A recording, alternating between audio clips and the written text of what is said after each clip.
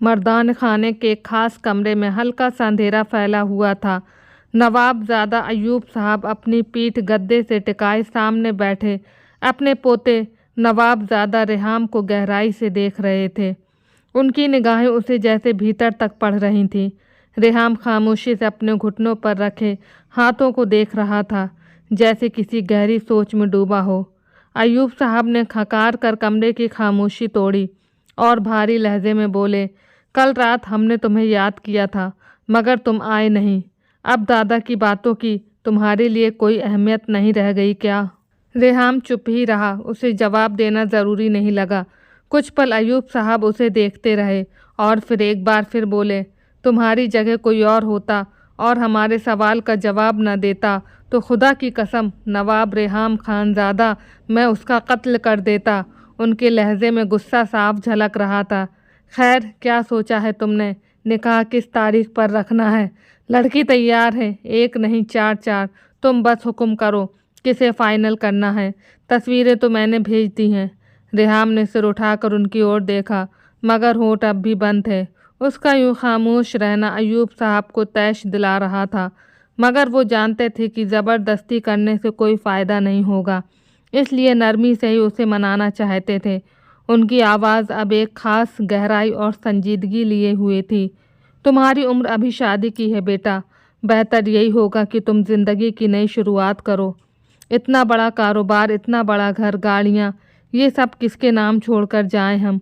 तुम क्यों नहीं समझते कि ज़िंदगी बहुत छोटी है और इसे सुकून और आराम से गुजारना चाहिए? एक हमसफ़र होना एक नेमत है। लेकिन रेहाम अब भी चुप था।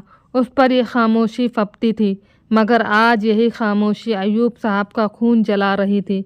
कुछ पल रुककर उन्होंने गहरी सांस ली और कहा, अगर हमारा बेटा, अगर वो इस दुनिया में होता तो हमें किसी की परवाह ना होती, लेकिन अब वो नहीं रहा।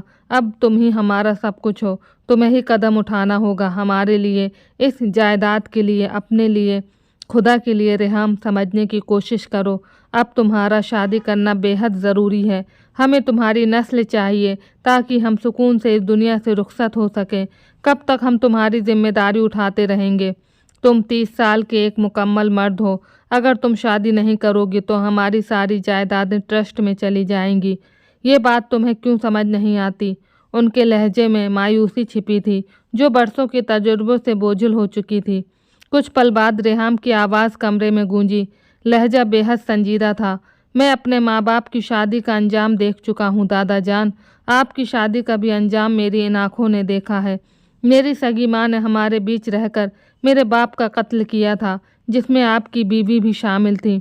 इसके बावजूद आप मुझसे शादी की बात कर रहे हैं। ये आप ही की गलती है कि आपने सारी वसीयत उल्टी कर दी। अगर अक्ल से काम लेते तो आज आप इतनी परेशानी में ना होते। अयूब साहब की भौहें तन गई। रेहाम का चेहरा बिल्कुल सपाट था। इसलिए बेहतर है कि आप मुझे शादी के लिए मजबूर ना करें। मैं जैसे हूँ वैसे ही खुश हूँ, और प्लीज़ मेरी ज़िंदगी में दखल अंदाजी ना करें। मैं अब बड़ा हो चुका हूँ। आपके हिसाब से 30 साल का मुकम्मल मर्द हूँ, तो मुझ पर फ़र्ज़ बनता है कि अपने फ़ैसले खुद लूँ, ना कि आपके बताए नक्शे पर चलूँ।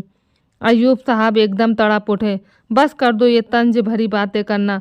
कब तक हमारा खून जलाते रहोगे? जानता हूँ तुम्हारे बाप की शादी कामयाब नहीं रही, हमारी शादी भी कामयाब नहीं रही, लेकिन इसका ये मतलब नहीं कि सारी उंगलियाँ एक जैसी होती हैं। कब तक हराम को मुंह लगाते रहोगे? तुम्हें क्या लगता है हमें कुछ नहीं पता?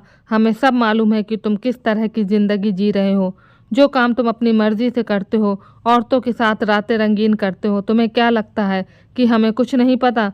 तुम कब कब सांस लेते हो ये भी हमें मालूम होता है।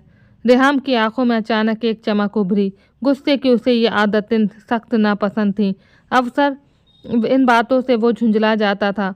वो अचानक चीख पड़ा, तो आपको मेरे सुकून से मसला है? आपको मेरा अकेले रहना बर्दाश्त नहीं? क्यों? क्योंकि आपको लगता है कि सुकून सिर्फ शादी से मिलता है, और यही आपकी सबसे बड़ी गलत फहमी है। शादी सिर्फ और सिर्फ बर्बादी का नाम है। नफ़रत है मुझे शादी शब्द से। हाथ जोड़ रहा हूँ आपके सामने, बख्श दीजिए। मैं शादी नहीं करना चाहता, तन्हा ज़िंदगी गुजार लूँगा। अयूब साहब का सीना उतार चढ़ाव का शिकार था। वो कुछ कहना चाहते थे, मगर शब्द उनका साथ छोड़ चुके थे। रेहाम तेज़ कदमों से दरवाजे की ओर बढ़ा जा रहा। जा रहा हूँ मैं दादा जान, बेहतर यही है कि आप अपने ख्वाब मुझ पर थोपने की कोशिश ना करें। दरवाज़ा ज़ोर से खुला और फिर बंद हुआ। एक खामोशी पूरे कमरे पर छा गई। अयूब साहब वहीं अपनी जगह स्थिर बैठे रह गए। उनकी नज़रें उस खाली दरवाजे पर जमी थी जहाँ से कुछ ही पल पहले उनका पोता, उनकी पूरी दुनिया गुस्से में वहाँ से चला गया था। उनकी आंखों में नमी तैरने लगी थी। वो बेमन से बुदबुदाए, काश हमने हिम्मत कर ली होती तो आज न अपनी बीवी को खोते और न ही अपने बेटे को। मगर कहते हैं ना, एक बुज़दिल मर्द पूरी बस्ती उजाड़ देता है। वो सिर्फ अफसोस करके रह गए। रसोई में सुबह की हल्की रोशनी खिड़की से अंदर आ रही थी। तुलसी के पत्तों पर ओस की बूंदें चमक रही थीं। केतली में चाय धीमी आंच पर रखी थी और उसकी खुशबू पूरे कमरे में फैल रही थी। हरा हल्के गुलाबी सूट में चेहरे पर मुस्कान लिए चहकती हुई अंदर दाखिल हुई।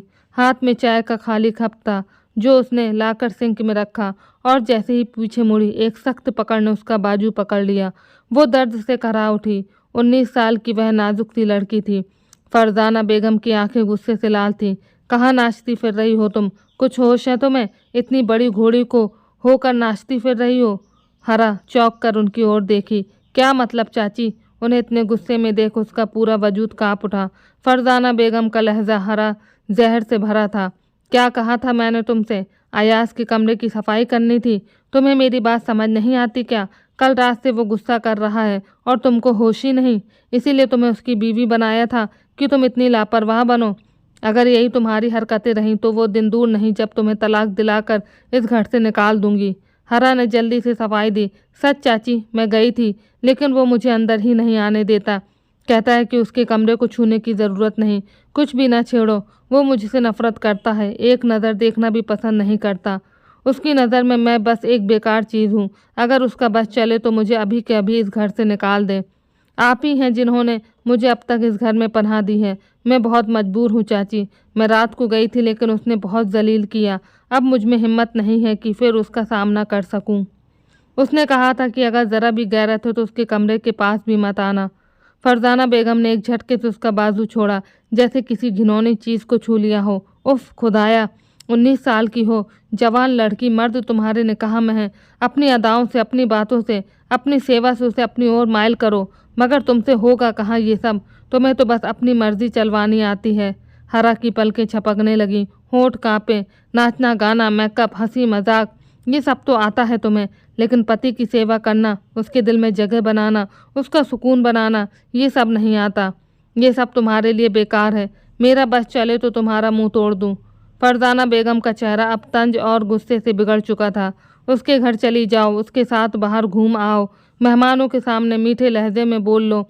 ये सब तो तुम्हें अच्छे से आता है, लेकिन असली बीवियां कैसी होती हैं ये नहीं मालूम तुम्हें, और ना जानने की कोशिश करती हो। अजीब मुसीबत हो तुम मेरे लिए। मेरा बेटा इतना अच्छा है, लायक है, मगर तुम एक अनपढ़ गंव लड़की उसके सिर मढ़ दी गई हो। वो एक पल को रुकी और फिर तीखे लहजे में बोली, तुम्हारी माँ भी वैसी ही थी, एक आफत छोड़ गई इस दुनिया में। पता नहीं कौन सी मनहूस घड़ी थी जो मैंने तुम्हें अपनी बहू बना लिया। सोचा था माँ की जायदाद हमारे हाथ आएगी, मगर मिला क्या, ठेंगा। सही गुस्सा करता है तुम पर अयाज। हरा का चेहरा अब बिल्कुल सपाट हो गया था। आंखों में नमी थी मगर वो नहीं रोई। फरजाना बेगम ने उंगली उठाकर कहा, जाओ यहाँ से और जाकर उसके कमरे की सफाई करो, वरना मैं तुम्हारा मुंह तोड़ दूंगी। किचन में पल भर को खामोशी छा गई। चाय की धीमी उबलती आवाज़ उस खामोशी को और गहरा कर गई थी। हरा ने आहिस्ता से सिर हिलाया। पलक से एक आंसू टपका, मगर वो कुछ बोले बगैर निगाहें झुकाए धीरे धीरे कदमों से वहाँ से चली गई। फरजाना बेगम उसकी पीठ को घूरती रहीं, जैसे अपनी ज़िंदगी की सारी कुंठाएं अब उस लड़की से निकाल रही हूँ जिसने कभी कुछ मांगा ही नहीं, सिर्फ सहा था। कहने को वो 19 साल की थी, मगर उसे 29 साल की एक ऐसी औरत बना दिया गया था जिसे हर चीज़ में समझौता करना था। माँ बाप अगर मर जाएं तो बेटियों का यही हाल होता है।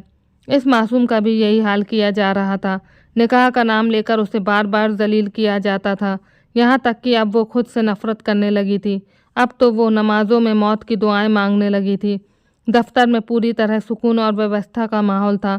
लकड़ी के गहरे रंग के फर्नीचर से सजा वह कमरा हर कोण से शांति और गंभीरता का प्रतीक लग रहा था। एक तरफ खिड़की के पास लगी शेल्फ पर उम्दा किताबें सलीके से रखी थी और सामने रखी बड़ी सी मेज पर एक आधुनिक लैपटॉप खुला हुआ था जिसकी स्क्रीन पर विभिन्न ग्राफ्स और व्यापारिक रिपोर्ट्स दिखाई दे रही थीं। कमरे में एक हल्की महक किसी कीमती इत्र की मौजूदगी का एहसास दिला रही थी। नवाबजादा रेहाम अपनी कुर्सी पर थोड़ा झुककर काम में मगन था। उसकी उंगलियां कीबोर्ड पर तेजी से चल रही थीं।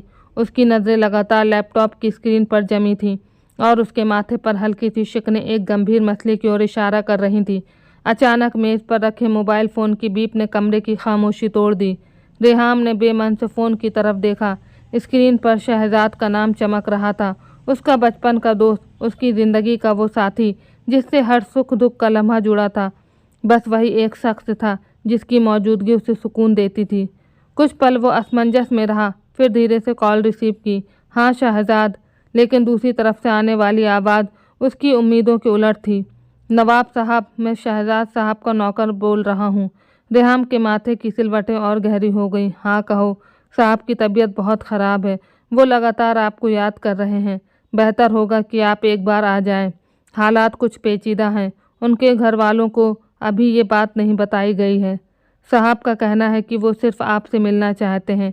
घर वालों को बिल्कुल ना बताया जाए ताकि वो बेवजह परेशान ना हो। रेहाम का दिल जैसे एक पल को रुक गया। क्या मतलब है तुम्हारी बात का? 1 हफ्ते पहले ही तो मिला था मैं उससे। क्या हुआ है उसे? मेरी बात करवाओ उससे। उसकी आवाज़ घबरा गई थी। नौकर की आवाज़ में भी संजीदगी और बेबसी साफ महसूस हो रही थी। साहब अब बात करने की हालत में नहीं हैं, उनकी तबीयत बहुत नाजुक है।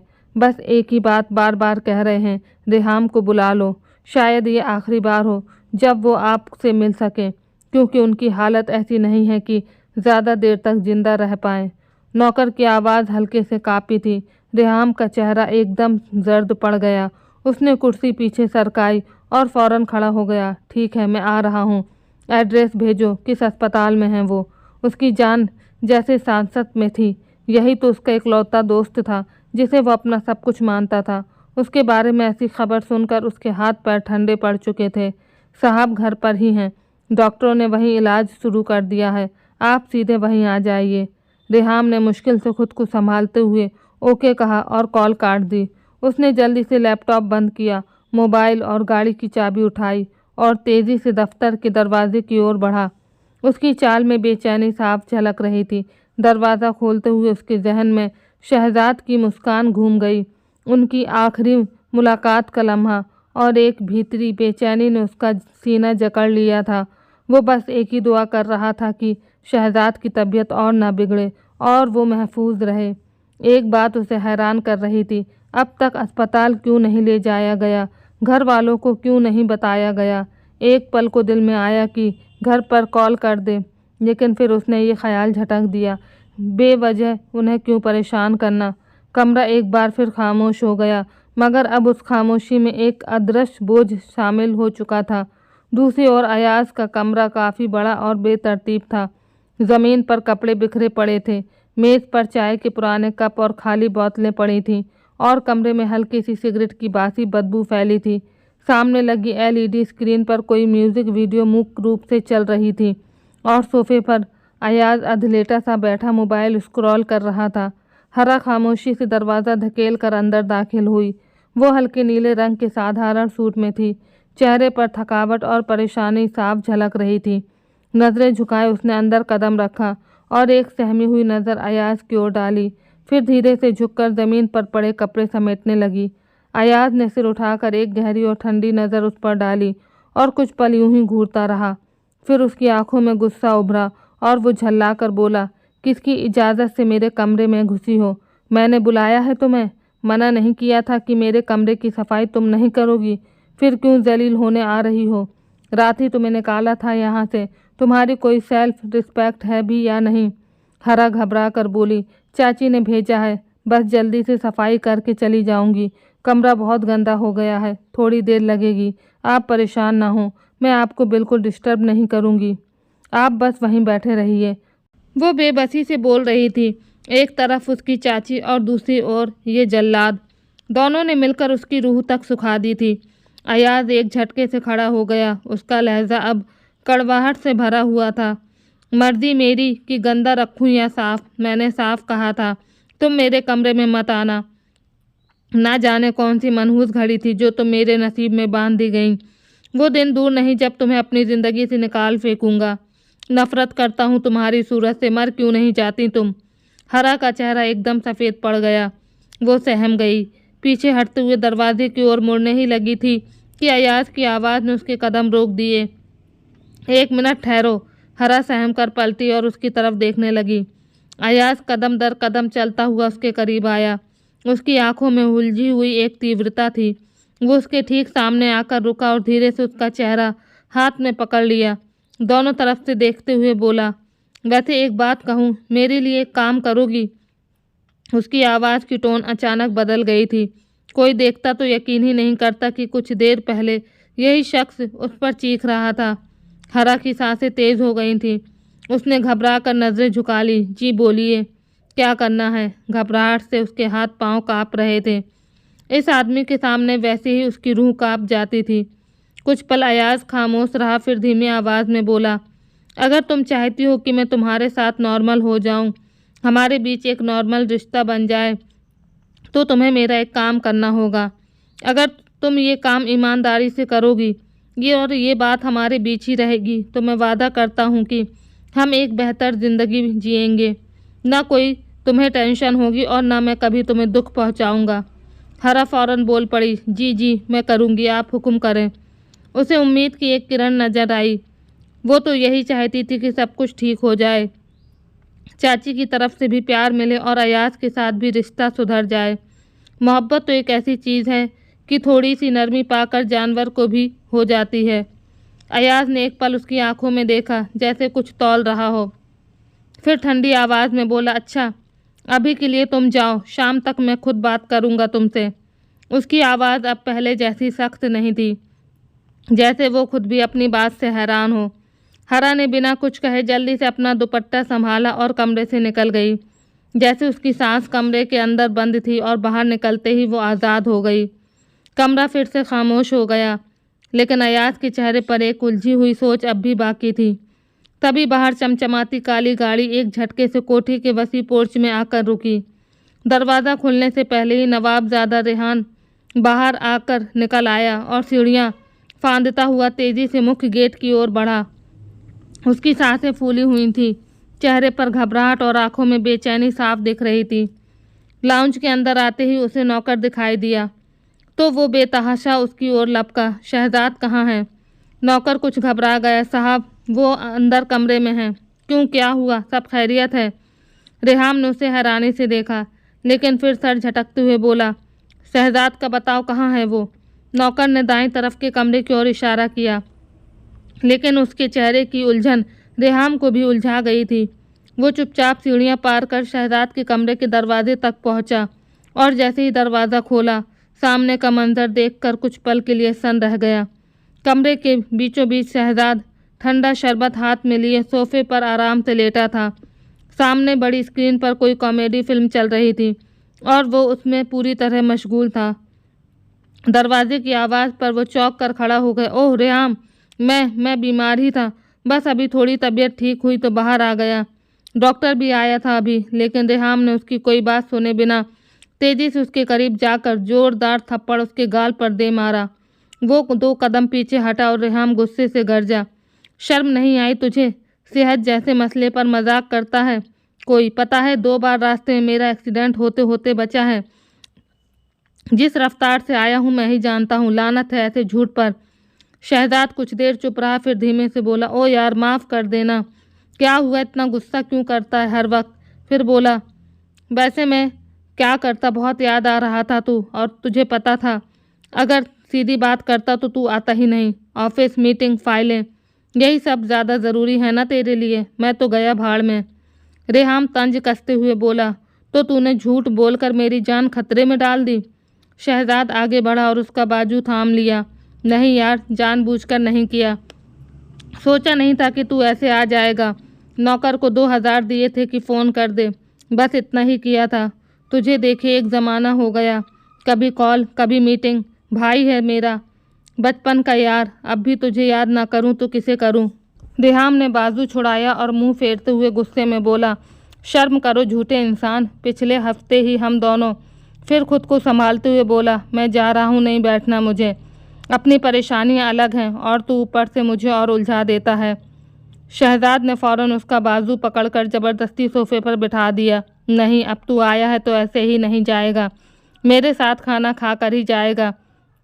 चुपचाप बैठ और सुन। मैंने तेरी कंपनी के नए ब्रांच ऑफिस के लिए ज़मीन देखी है, तुझे वहाँ चलना होगा। रेहाम ने गुस्से से उसकी तरफ देखा। धोखा देकर बुलाया और अब बात घुमा रहा है। दोस्त ना होता तो अभी तेरी इस बेवकूफ़ी पर तुझे ख़त्म कर देता। शहजाद हंस पड़ा। भाई हूँ तेरा, धोखा नहीं दिया, ये सब मोहब्बत में किया। और तू भी मान ले, इतने दिन बाद आया है, गुस्सा बाद में कर लेना, पहले खाना खा। एक पल को रेहाम चुप रह गया और फिर अनमने से हाँ में सिर हिलाया। कमरे का माहौल एकदम से कुछ नर्म हो गया था। रेहाम ने नाराज़गी से मुंह फेरा, मगर चेहरे पर हल्की सी मुस्कान आ ही गई। यही एक शख्स था जिसे उसकी नाराज़गी भी गवारा थी, वरना दुनिया में कोई नहीं था जो उसे उसकी मर्जी के खिलाफ एक कदम भी चला सके। दूसरी ओर किचन में सन्नाटा पसरा हुआ था। खिड़की से धूप की हल्की किरणें अंदर आ रही थीं। धुएं से स्याह चूल्हे पर चाय की केतली धीमी आंच पर चढ़ी थी।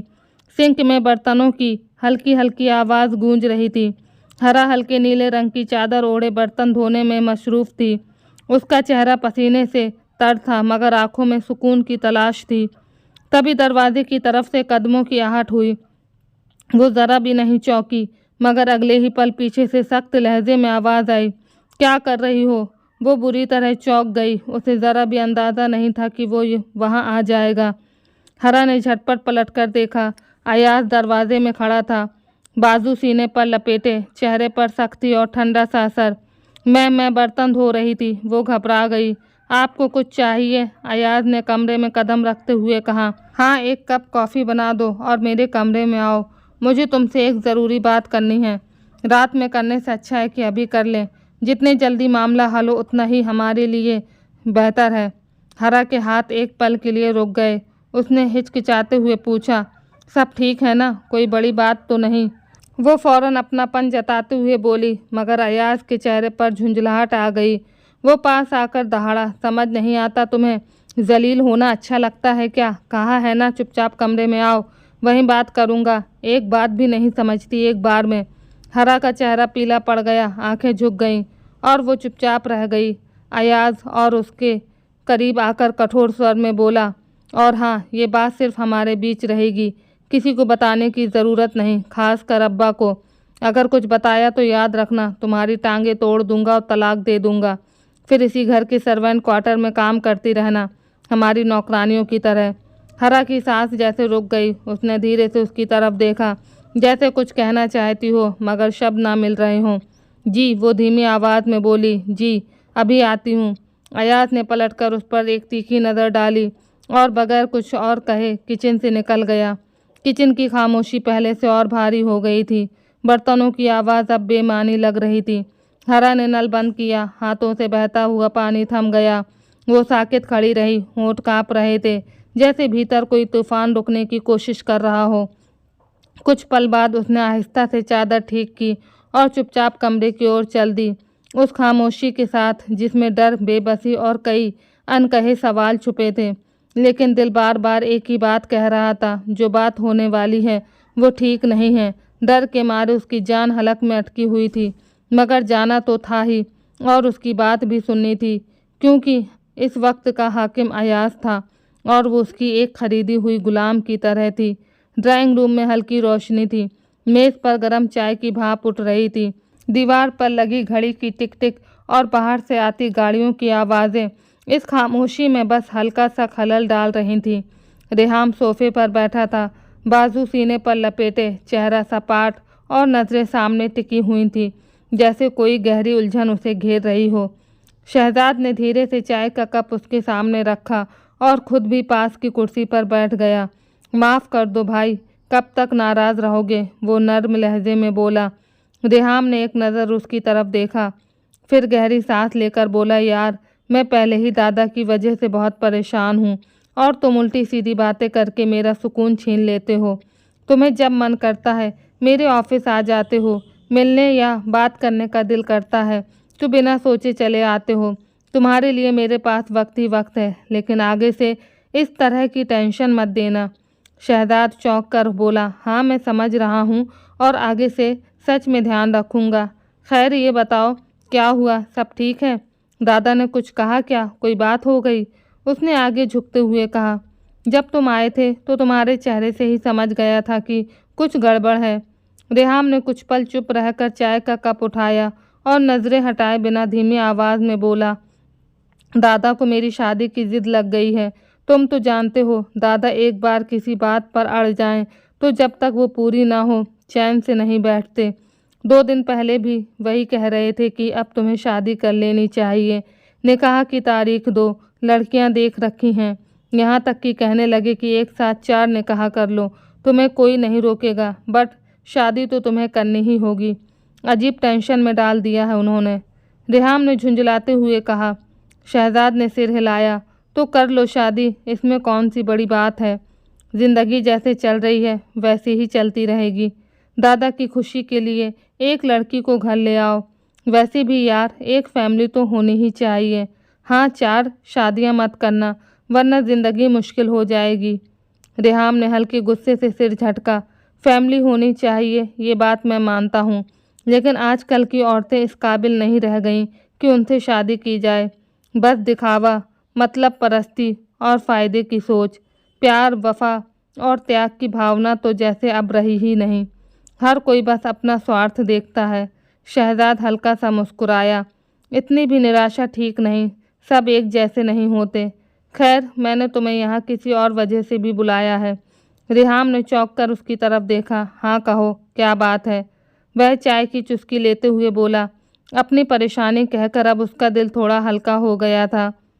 शहजाद कुछ पल ज़मीन की ओर देखता रहा, फिर बोला, हमारे सामने वाले घर का एक लड़का है अयाज। कुछ महीने पहले उसने मुझसे लाखों रुपए उधार लिए थे और अब वो सारे पैसे बर्बाद कर चुका है। मैंने कई बार मांगे लेकिन वो वापस नहीं कर सका। तुम्हें पता है हमें पैसों की कमी नहीं, लेकिन उसूल भी कोई चीज़ होती है। रेहाम ने भौहें चढ़ाई। फिर शहजाद थोड़ा आगे झुकते हुए बोला, फिर मैंने उससे कहा कि अगर वो पैसे वापस नहीं कर सकता तो मेरे लिए एक लड़की अरेंज करे। साफ बात की है मैंने, अगर वो ये कर दे तो हम दोनों का भला हो जाएगा। रेहाम ने पलकें झपकाईं और फिर धीरे से सिर हिलाया। हाँ यार अगर ऐसा हो जाए तो ठीक है, वैसे भी काफ़ी दिन हो गए हैं। शहजाद ने गंभीरता से सिर हिलाया और दोनों के बीच कुछ पलों की खामोशी छा गई, जैसे फैसला हो चुका हो, अब बस अमल बाकी हो। कमरे में हल्की अंधेरी छाई हुई थी। कोने में रखे स्टैंड लैंप की मध्यम पीली रोशनी फर्श पर फैल रही थी। अयाज सोफे पर सिर झुकाए बैठा था, दोनों हाथों की उंगलियां आपस में फंसी हुई थीं। चेहरे पर थकावट और परेशानी के साफ निशान थे। दरवाजे से धीरे धीरे अंदर आती हरा धड़कते दिल के साथ उसकी ओर बढ़ी। उसकी निगाहें झुकी हुई थीं, सांसें बेतरतीब थीं। वो उसके सामने जाकर रुक ही रही थी कि अयाज ने सिर उठाया और धीरे से बोला, आ गईं तुम? वो कुछ कहती इससे पहले ही उसने उसकी कलाई थाम ली और कहा, हाँ आओ बैठो, बात करनी है तुमसे। हरा थोड़ी सहमी हुई नीचे बैठ गई। उसकी निगाहें अब भी ज़मीन पर जमी थीं। जी बोलिए, मैं सुन रही हूँ। उसके बराबर बैठने की उसमें हिम्मत नहीं थी, क्योंकि जिस तरह का इंसान अयाज था उसके सामने वो हर पल डर महसूस करती थी। कमरे में कुछ पलों के लिए सन्नाटा छा गया। अयाज ने गहरी सांस ली, जैसे कोई कड़वी बात कहने जा रहा हो। देखो ये बात सिर्फ हमारे बीच रहनी चाहिए। अगर हमारे अलावा किसी को भी इसका पता चला तो मैं तुम्हें कभी माफ़ नहीं करूँगा। उसने एक पल रुक कर कहा, सामने जो कोठी है ना, उसमें शहजाद नाम का एक बंदा रहता है। हरा ने धीरे से सिर हिलाया। वो बहुत ध्यान से उसकी हर बात सुन रही थी। अयाज ने आगे कहा, तुम जानती हो मैंने हाल ही में बिजनेस शुरू किया था। बाबा से कुछ पैसे लिए, अम्मी से भी, लेकिन जो बड़ा हिस्सा था वो शहजाद से लिया था। लाखों रुपए थे वो। वह थोड़ा रुका, फिर सिर झुकाते हुए बोला, सच ये है कि सारा पैसा डूब गया है। मेरा काम फेल हो चुका है। अब न मेरे पास कोई इन्वेस्टमेंट है न उम्मीद। हरा ने धीमी और घबराई आवाज़ में कहा, मैं आपकी कैसे मदद कर सकती हूँ? मेरे पास तो कुछ नहीं है, ना पैसा ना प्रॉपर्टी। अगर अम्मी की तरफ से कुछ। अयाज ने झटके से उसे टोका, चुप रहो, बात पूरी होने दो। कमरे का माहौल और भारी हो गया था। अयाज की आवाज़ में अब ठंडापन आ गया था। शहजाद ने मुझे एक ऑफ़र दी है। उसने कहा है कि अगर मैं उसे एक औरत अरेंज कर दूं सिर्फ़ एक रात के लिए, तो वो न सिर्फ़ मेरा सारा कर्ज़ माफ़ कर देगा बल्कि मुझे एक्स्ट्रा पैसे भी देगा। हरा का दिल जैसे रुक गया, उसकी सांसें अटक गईं। अयाज ने ठंडे लहजे में अपनी बात पूरी की। मैंने हर तरफ कोशिश की, हर बंदे से बात की, कोई रास्ता नहीं बचा।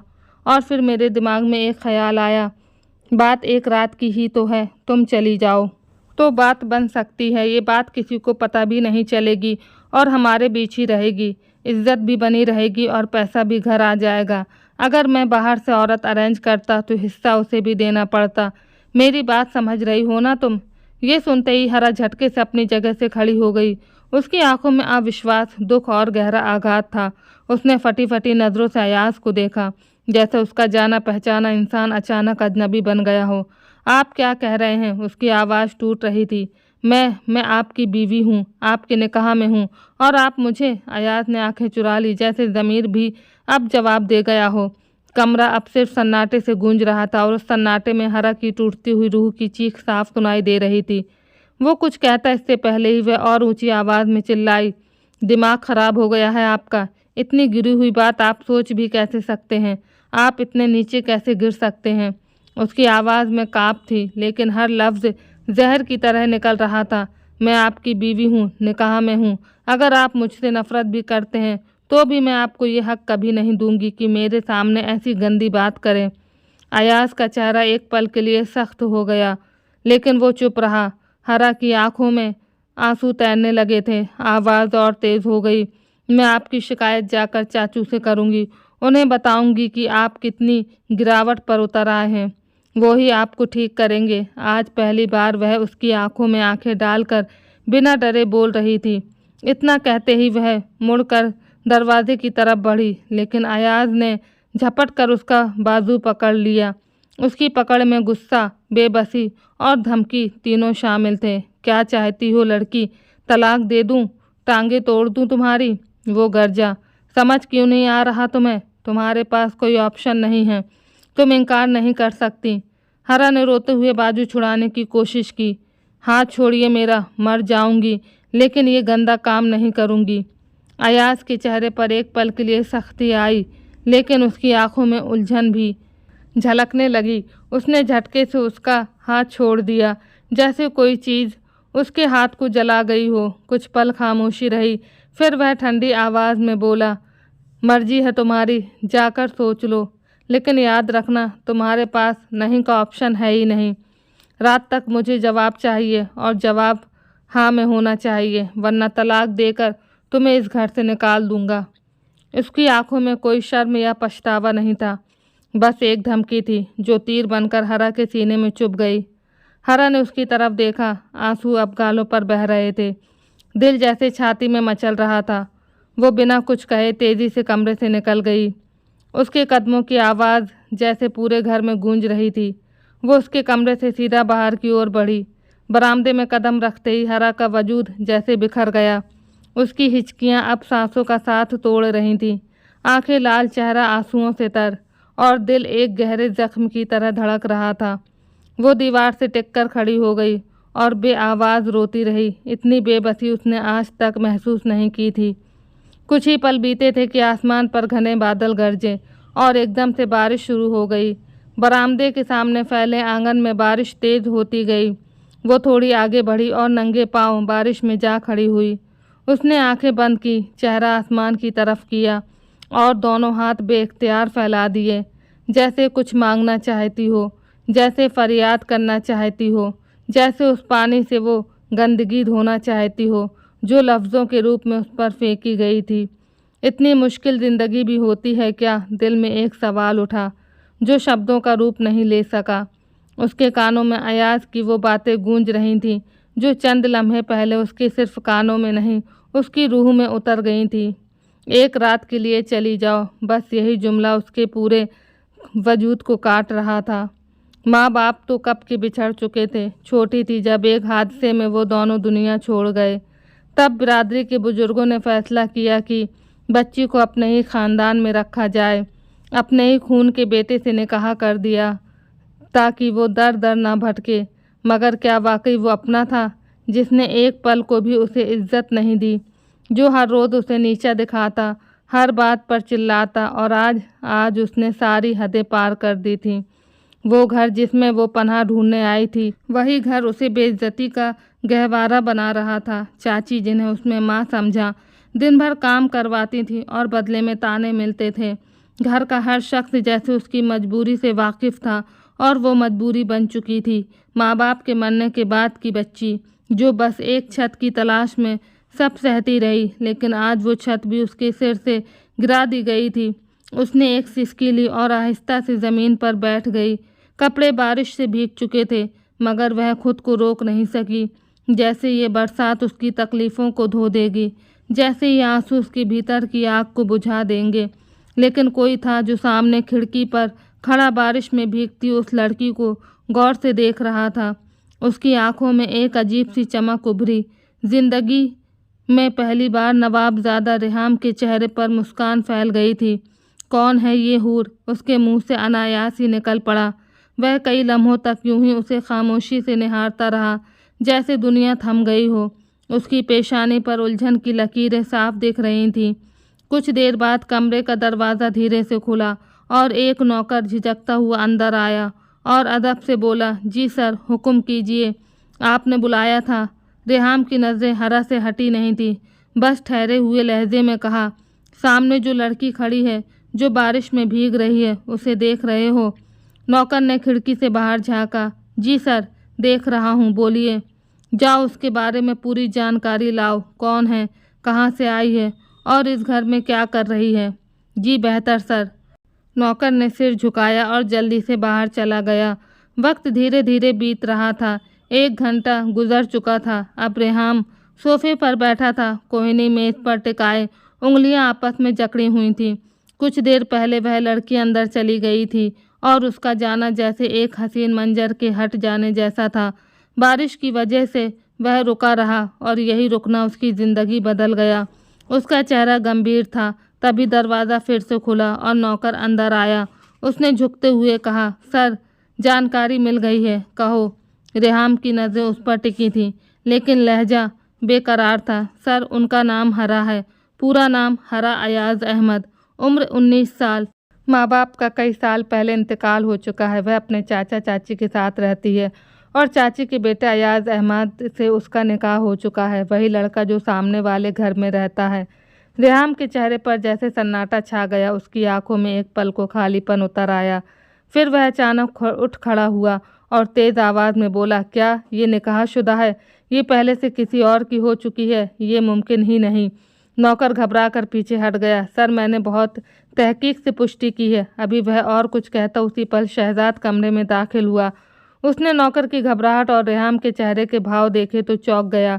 क्या हुआ भाई, सब ठीक है? रेहाम ने शहजाद को बेयकीनी से देखा और गुस्से में बोला, ये लड़की सामने वाले घर की, जिसे मैं पसंद कर बैठा हूँ, वो किसी और की बीवी है। तुम जानते थे? शहजाद थोड़ा घबरा गया। भाई, मतलब तुमने सच में उसे पसंद कर लिया? वह हैरान था। रेहाम को क्या हो गया अचानक? हाँ, रेहाम का लहजा तेज था। दिल ने पहली बार किसी को अपनाया है और तुम कह रहे हो कि वो किसी और की बीवी है? नहीं, ऐसा नहीं हो सकता। वो मेरी है, उसे मैंने चुना है। शहजाद ने संयम से कहा, लेकिन भाई, उसका निकाह हो चुका है। वो किसी और की इज्जत है। रेहाम ने तल्खी से उसकी तरफ देखा। इज्जत? वो लड़की जो बारिश में भीग रही थी, जो बेसहारा सी दिख रही थी। अगर इज्जत होती तो यूं दर बदर न फिर रही होती। तुम नहीं जानते मैं क्या महसूस कर रहा हूँ। अगर ये रिश्ता ज़बरदस्ती का है तो मैं उसे इस जहन्नुम से निकाल लाऊंगा। अब वो मेरी है, मैंने उसे पसंद किया है। वह अपनी तरफ से कहानी गढ़ रहा था, जबकि शहजाद अब चुप हो चुका था। घड़ी की सुइयां 12 बजा चुकी थी। घर की सारी बत्तियां बुझ चुकी थीं, लेकिन दीवारों से टकराती खामोशी उस अंधेरे की गवाही दे रही थी।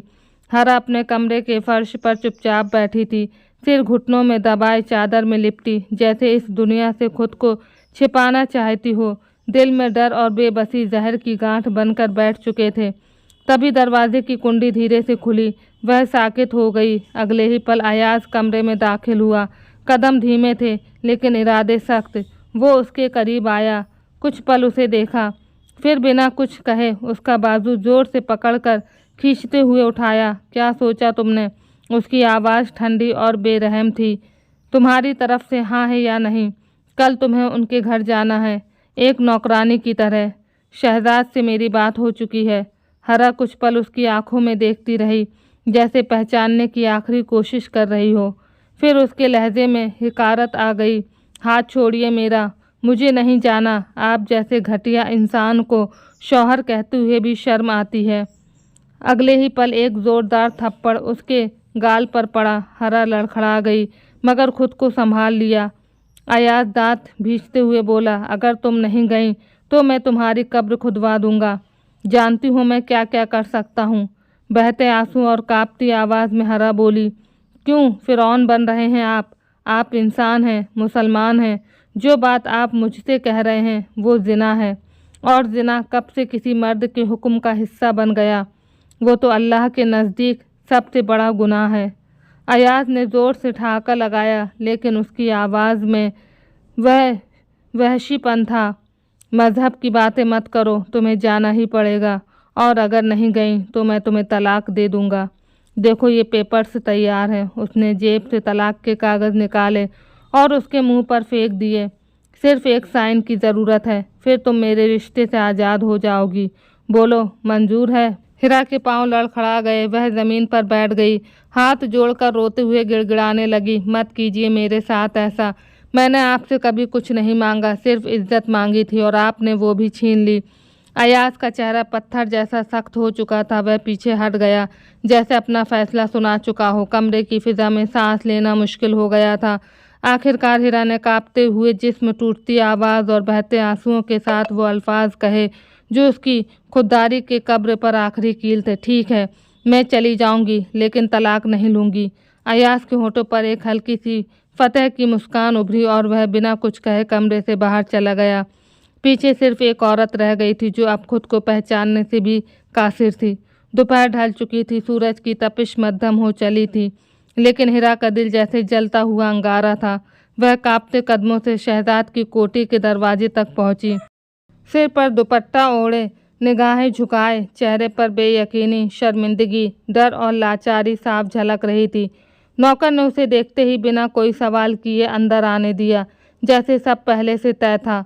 उसके कदम खुद ब खुद रेहाम के कमरे की ओर बढ़ने लगे। वह जानती थी अब वापसी का कोई रास्ता नहीं। उसे सिर्फ अपने घर से नहीं, बल्कि अपने वजूद से भी बेदखल कर दिया गया था। कमरे के दरवाजे पर रुककर उसकी सांसें भारी होने लगी। हिम्मत करके धीरे से दरवाज़ा खोला, खटखटाया। अंदर आ जाओ, एक जानी पहचानी गूंजती हुई गहरी आवाज़ आई। वह दरवाज़ा धीरे से खोलकर अंदर दाखिल हुई। रेहाम खिड़की के पास किसी गहरी सोच में खड़ा था। उसे अंदाज़ा था कि आज कोई आने वाला है, इसीलिए रात भी वह वहीं रुका था, और सामने वाले घर से कुछ लगाव भी हो चला था। मुझे अयाज ने भेजा है आपकी खिदमत के लिए। उसकी कांपती आवाज़ कमरे की खामोशी में लरजती हुई गूंजी। रेहाम ने गर्दन मोड़ी और वो लम्हा जैसे थम सा गया। कुछ पल उसे यकीन ही नहीं हुआ कि सामने वही लड़की खड़ी है जो कल बारिश में भीग रही थी, जिसे वह अपनी कहानी का हिस्सा समझ बैठा था, जिसे देखते ही दिल दे बैठा था। रेहाम की आंखें हैरत से फैल गईं। तुम सामने वाले घर से आई हो? लहजा अविश्वास भरा था।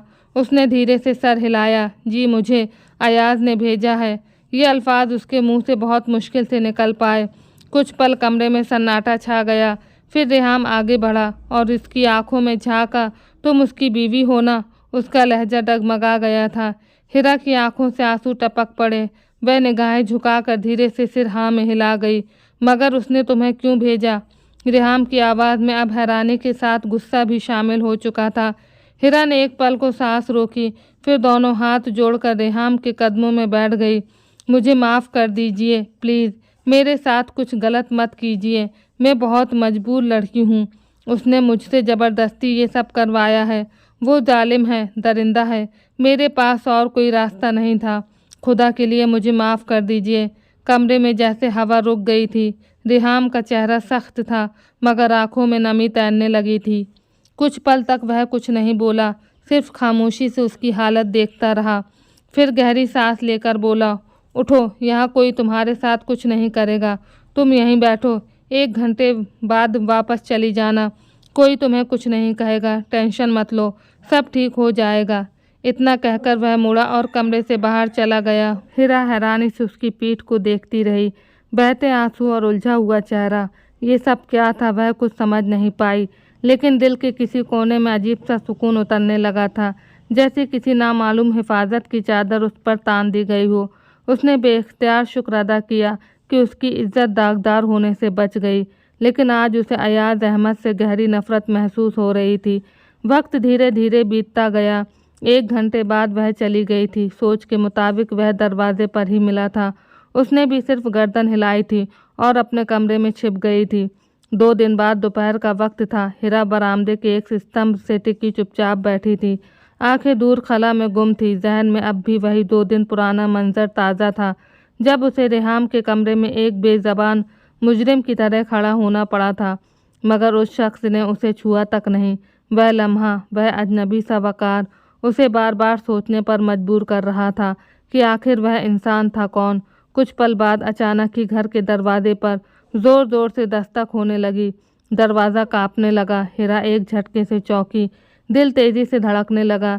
वह उठकर दरवाजे की ओर बढ़ ही रही थी कि पीछे से अयाज की आवाज़ गूंजी, बहरी हो गई हो, आवाज़ नहीं आ रही, हटो मैं देखता हूँ। अयाज ने दरवाज़ा खोला ही था कि अगले ही पल दो ज़ोरदार लात उसके सीने पर पड़ी। वह धड़ाम से पीछे गिरा। दरवाज़ा पूरी ताकत से खुला और नवाबज़ादा रेहाम अंदर दाखिल हुआ। उसके साथ शहजाद और 3 हथियारबंद गार्ड्स भी थे। अयाज हड़बड़ाकर उठा, क्या हुआ, आप यहाँ क्यों आए हैं? रेहाम ने आगे बढ़कर उसके मुंह पर ज़ोरदार थप्पड़ मारा। अभी के अभी इसी वक्त हीरा को तलाक दो। उसने बिना कोई बात किए सीधे मुद्दे की बात की थी। हीरा जो कोने में खड़ी ये सब देख रही थी, सन रह गई। वह शख्स जिसे वह शायद कभी दोबारा ना देखती, आज उसके लिए यहाँ आया था। रेहाम ने आगे बढ़कर हीरा को हाथ थामा और उसे अपने बराबर लाकर खड़ा कर लिया था। शोर सुनकर फरजाना बेगम और असलम साहब भी बाहर आ गए। हथियारबंद गार्ड्स को देखकर दोनों के चेहरों पर हवाइयाँ उड़ने लगीं। तभी रेहाम की गरजती हुई आवाज़ गूंजी, तलाक देता है या अभी गोली मार दूं? अयाज घबरा गया। क्यों मारेंगे? नहीं दूंगा तलाक, बीवी है मेरी। शहजाद के इशारे पर एक गार्ड आगे बढ़ा और उसने अयाज की कनपटी पर बंदूक रख दी। हीरा चीख उठी, नहीं नहीं, ऐसा मत कीजिए। तभी फरजाना बेगम आगे आई, बेटा दे दो तलाक, जान छुड़ाओ इसकी। कोई आशिक आया है लेने, हमें क्या लेना देना उससे, हमारा क्या बिगड़ता है, जान बचाओ। अयाज का चेहरा सफ़ेद पड़ चुका था। उसने हैरत और अविश्वास से सबको देखा। आप लोग, आप सब ऐसा क्यों कर रहे हैं? रेहाम ने दोबारा उसके मुंह पर एक ज़ोरदार थप्पड़ मारा, तलाक दे वरना गोली खा। अब अयाज कांपने लगा था। डर, शर्म और लाचारी ने उसकी ज़ुबान से काबू छीन लिया था। उसने हीरा को देखा, जिसकी आंखें अब भी आंसुओं से भीगी थीं। मैं पूरे होश और हवास में तुम्हें इस रिश्ते से आज़ाद करता हूँ। मैं हीरा को तलाक देता हूँ, तुम्हें तलाक देता हूँ, तुम्हें तलाक देता हूँ। जैसे ही ये शब्द उसकी ज़ुबान से निकले, घर की फ़िज़ा एकदम ठहर सी गई। रेहाम के चेहरे पर हल्की सी मुस्कान उभरी। उसने नरमी से हीरा का हाथ थामा और कहा, चलो यहाँ, अब तुम्हारा कुछ नहीं बचा। जबकि हीरा पूरी तरह सुन्न हो चुकी थी। वो अविश्वास से सामने खड़े शख्स को देख रही थी। उसे लगा जैसे उसके जिस्म से जान निकल रही हो। रेहाम उसे लेकर सीधा कोठी की ओर बढ़ा। लॉन्ज की फ़िज़ा उस वक्त पूरी तरह खामोश थी। हल्की रोशनी में सब कुछ धुंधला धुंधला लग रहा था। रेहाम हीरा के बिल्कुल पास सोफे पर बैठा था और शहजाद कुछ दूरी पर खड़ा उन्हें गौर से देख रहा था। माहौल में गहराई थी, जैसे कोई बड़ा फैसला लिया जाने वाला हो। रेहाम ने गहरी सांस ली और हीरा की तरफ देखा। यकीनन तुम्हें मुझसे नफ़रत महसूस हो रही होगी, लेकिन तुम गलत सोच रही हो। जो कुछ हुआ उसमें ना तुम्हारी गलती थी ना मेरी, बल्कि मैंने तो सिर्फ तुम्हारी मदद ली है, अगर तुम समझ सको। वह एक पल के लिए रुका। उसकी नज़रें हीरा के आंसू से भरे चेहरे पर टिकी थी। तुम्हारी तलाक तो एक दिन होनी ही थी, वरना वो आदमी तुम्हें बार बार बेचता रहता। तुम्हारे और मेरे दरमियान कुछ भी नहीं हुआ, लेकिन उसके जैसे बेशरम लोग यही समझते हैं कि अगर कोई औरत एक बार किसी और के घर चली जाए तो वह अब किसी के काबिल नहीं रही। वो मर जाता, लेकिन तुम्हें कभी कबूल नहीं करता। हिरा की पलकें भीग चुकी थीं, उसकी निगाहें झुकी थीं, लेकिन दिल की धड़कनें तेज़ हो रही थीं। रेहाम ने मोबाइल निकाला, कुछ पल स्क्रीन पर खोज करता रहा और फिर मोबाइल उसके सामने किया। यकीन नहीं आता, ये देखो। स्क्रीन पर कुछ तस्वीरें थीं। अयाज किसी लड़की के साथ बैठा मुस्कुरा रहा था। एक में उसकी कमर में हाथ डाले और दूसरी में गले मिलते हुए वो पूरी तरह खुश नज़र आ रहा था। और ये सब किसी रिश्ते, किसी ने कहा, किसी वफा के बिना था। हिरा की आंखों से बेख्तियार आंसू बह निकले। वो खामोशी से उन तस्वीरों को देखती रही। रेहाम की आवाज़ फिर गूंजी, मैं तुमसे निकाह करना चाहता हूँ, अभी इसी पल। मैं तुम्हें अपनी ज़िंदगी की हम सफ़र बनाना चाहता हूँ। तुम्हारे साथ रुखसती नहीं हुई थी, कोई रिश्ता नहीं बना, सिर्फ निकाह हुआ था जो अब ख़त्म हो चुका है। तुम पर कोई इद्दत भी लागू नहीं होती। वह थोड़ा और करीब हुआ। मैं नवाबज़ादा रेहाम हूँ। मेरे पास सब कुछ है, दौलत, नाम, ओहदा, लेकिन जो कमी है वो है तुम्हारे जैसी एक औरत का साथ। मैं तुम्हें चाहता हूँ, तुमसे मोहब्बत करता हूँ। हिरा ने धीरे से नज़रें उठाईं। उन नम आँखों में हैरत, यकीन और सच्चाई का अक्स था। रेहाम नरमी से बोला, बारिश में जब मैंने तुम्हें भीगते देखा था तो जैसे अंदर कुछ टूट गया था और फिर दिल ने उसी लड़की को अपना बना लिया जिसमें मासूमियत थी, दर्द था, सब्र था। मुझे लगता है मेरा सुकून तुम हो। हिरा की आवाज़ काँप रही थी। सब कुछ बर्बाद हो गया। बेशक वो मुझे कभी स्वीकार नहीं करता, लेकिन ये तलाक, ये दाग, मैं कैसे जीऊँगी इसके साथ। रेहाम ने सिर हिलाकर कहा, तलाक दाग नहीं होती, ये तुम्हारा हक है। तुमने एक गलत इंसान से छुटकारा पाया है। मैं शादीशुदा नहीं हूँ और अब तुम भी नहीं हो। हम दोनों एक नई शुरुआत कर सकते हैं अगर तुम चाहो तो। कुछ पल हिरा खामोश रही, फिर उसके होंठ हिले। और अगर आपने भी धोखा दिया तो? रेहाम ने उसका हाथ थामा। मुझे तुम्हारी कसम, कभी धोखा नहीं दूंगा। मैं वादा करता हूँ कि तुम्हें वो इज़्ज़त, वो मकाम, वो हिफाजत दूंगा जिसकी तुम हकदार हो। बस एक बार मुझ पर यकीन करो। एक लम्हे को खामोशी छा गई। शहजाद ने पीछे से सिर झुका लिया, जैसे उस नरमी और सच्चाई के आगे वो भी झुक गया हो। हिरा की आंखों से आंसू बहने लगे।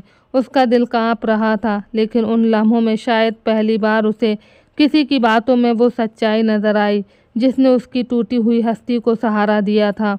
और फिर धीरे से उसने हामी में सिर हिला दिया। हाँ, उसकी आवाज़ एक फुसफुसाहट थी, लेकिन उसमें मोहब्बत की बुनियाद, एक नया यकीन और ज़िंदगी की एक नई सुबह छुपी हुई थी। रेहाम ने उसके आंसू पोंछे। तुम देखना, ये फ़ैसला तुम्हारी ज़िंदगी का सबसे हसीन फ़ैसला होगा। और फिर ऐसा ही हुआ। शाम तक उनका निकाह हो गया था। वह उसे लेकर सीधा अपनी कोठी गया था। दादा ने उसे देखकर बेहद खुशी जाहिर की थी। ज़िंदगी अब खूबसूरत लगने लगी थी, क्योंकि जो लोग ज़िंदगी में दर्द और तकलीफ़ें झेलते हैं, कुदरत एक दिन उन्हें ज़रूर संवार देती है।